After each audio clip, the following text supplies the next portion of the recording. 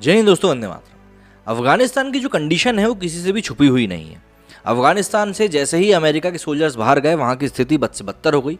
अफगानिस्तान के जो प्रेसिडेंट है अशरफ गनी है, वो इस बात को लेकर काफ़ी ज़्यादा चिंतित भी हैं और अभी अभी खबर आई है कि उन्होंने साफ तौर पर ये कह दिया है कि अब वो तालिबान से लड़ेंगे नहीं, सिर्फ बातचीत से हल निकालने की कोशिश करेंगे। दरअसल अभी अफगानिस्तान के सोल्जर्स और तालिबान के लड़ाकों के बीच में लगातार लड़ाई जारी थी, लेकिन इस बीच में चाइना ने एक बहुत ही अलग दांव खेल दिया है।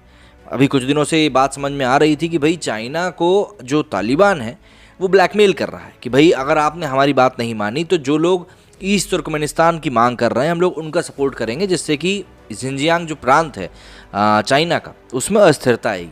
लेकिन अब एक नई ही पिक्चर निकल कर सामने आ गई है कि खबर ये सामने आई कि करीब 9 लोगों का एक कंटिजेंट है, बल्कि 9 तालिबानियों का कंटिजेंट जो कि अभी चाइना में बातचीत करने गया है।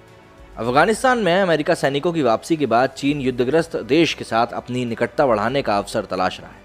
बताया जा रहा है कि अफगानिस्तान की शांति प्रक्रिया को लेकर चीन ने बड़ी ही चालाकी से तालिबान को समर्थन करने का ऐलान कर दिया है। दरअसल मुल्ला अब्दुल गनी बरादर के नेतृत्व में बुधवार को एक तालिबानी प्रतिनिधिमंडल ने चीन में विदेश मंत्री वांग यी से मुलाकात करी। ऐसे में खबर है कि चीन ने तालिबान को अपना समर्थन दे दिया है।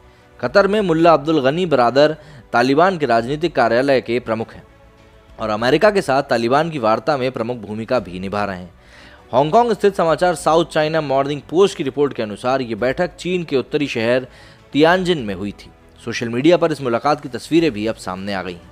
तालिबान के प्रवक्ता डॉक्टर मोहम्मद नईम ने ट्वीट किया कि शांति प्रक्रिया और सुरक्षा मुद्दों पर चीनी सरकार के साथ बातचीत के लिए तालिबान का 9 सदस्यीय प्रतिनिधिमंडल चीन की 2 दिवसीय यात्रा पर है। चीन के आधिकारिक निमंत्रण पर मुल्ला अब्दुल गनी बरादर के नेतृत्व में यह प्रतिनिधिमंडल चीन गया है।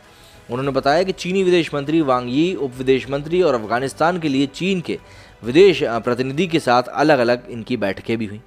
नईम ने कहा कि राजनीति, अर्थव्यवस्था, दोनों देशों की सुरक्षा से जुड़े मुद्दे और अफगानिस्तान की मौजूदा स्थिति को लेकर शांति प्रक्रिया पर भी चर्चा हुई।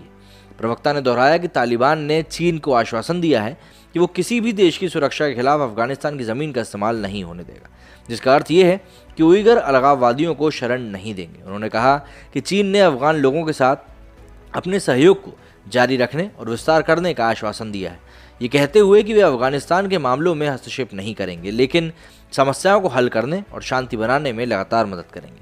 अफगानिस्तान की जो प्रेजेंट कंडीशन है उसको लेकर तालिबानी नेताओं का चीनी दौरा काफ़ी अहम माना जा रहा है। ये पहली बार है जब तालिबान के किसी वरिष्ठ नेता ने चीन का दौरा किया हो, क्योंकि इस्लामिक आतंकवादी समूह ने पूरे अफगानिस्तान पर कब्जा करने के लिए बड़े पैमाने पर हमला किया है। अमेरिकी रिपोर्ट में कहा गया है कि तालिबान ने अफगानिस्तान में करीब 200 जिलों पर कब्जा कर लिया है।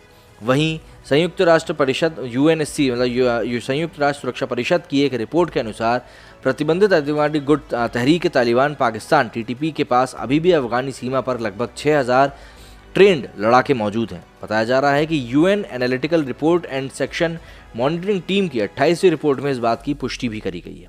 अफगानिस्तान चीन सीमा पर करीब सैकड़ों बीजिंग विरोधी चरमपंथियों की मौजूदगी बनी हुई है। पाकिस्तान का आरोप है कि अफगानिस्तान TTP का इस्तेमाल उसके खिलाफ हमले में करता है। TTP अफगान और तालिबान में गठजोड़ को लेकर इमरान सरकार की मुश्किलें बढ़ गईं। गौरतलब है कि तालिबान ने पहले ही चीन को आश्वासन दे दिया था कि वो शिनजियांग के मुस्लिमों में बढ़ते कट्टरपंथ को लेकर चुप रहेगा। साथ ही चीन जो उइगर मुस्लिमों के खिलाफ कार्रवाई कर रहा है उस पर भी वो कुछ नहीं बोलेगा। इसके बाद माना जा रहा था कि तालिबान और चीन के बीच में अफगानिस्तान को लेकर समझौता हो गया है, लेकिन ये जो एक नई वार्ता निकलकर सामने आई है ये वाकई में चौंकाने वाली है, क्योंकि इससे देखिए फ़ायदा भारत को तो कुछ भी नहीं होगा, बल्कि भारत के लिए इसमें टेंशनें बढ़ेंगी ही। और पाकिस्तान तो वैसे भी कटोरा लेकर बैठा हुआ है, तो उसको किसी चीज़ से कोई मतलब नहीं है। अगर चाइना ये आश्वासन दे देता है अफगानिस्तान को कि भैया अफगानिस्तान में हम इंटरफेयर नहीं करेंगे, बस आप हमारी चीज़ों को सही रहने दो, तो उनको भी कोई समस्या नहीं होगी। तो यहाँ पर अब तालिबान के ऊपर भारत कैसे दबाव बनाता है ये देखने वाली बात होगी। मेरे इस वीडियो में फिलहाल इतना ही। जय हिंद, जय भारत।